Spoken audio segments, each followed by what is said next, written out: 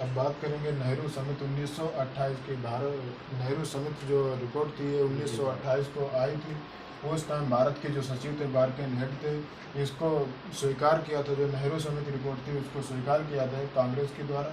Report 10 अगस्त 1928 में पंडित जवाहरलाल नेहरू के द्वारा ये प्रस्तुत की गई, जिसमें कुल सदस्य संख्या 10 थी। इस रिपोर्ट को भारतीय संविधान की रूपरेखा कहा जाता है। जो नेहरू समिति की रिपोर्ट थी उसको भारतीय संविधान की रूपरेखा कहा जाता है। इसके बाद जो नेहरू समिति थी या नेहरू रिपोर्ट थी उसी के द्वारा भारत के संविधान का प्रारूप तैयार किया, अर्थात भारतीय संविधान की जो प्रस्तावना तैयार की गई थी वो नेहरू रिपोर्ट के द्वारा या नेहरू समिति के द्वारा तैयार की गई थी। इसके नेहरू समिति रिपोर्ट 1928 के बाद आया था अगस्त प्रस्ताव 1940 को, जो 8 अगस्त 1940 को लागू किया गया था। उस टाइम भारत की जो वायसराय थे वो लिन लिथिको थे।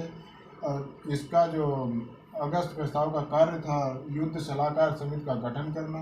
भारतीय संविधान भारतीयों के द्वारा ही बनाया जाएगा, जिसमें सबसे ज़्यादा भारतीय ही शामिल होंगे। और इसका दूसरा कार्य था महत्वपूर्ण कि गवर्नर जनरल की जो कार्यपालिका थी, गवर्नर की कार्यपालिका थी उसमें भारतीयों की संख्या सबसे ज़्यादा शामिल हो।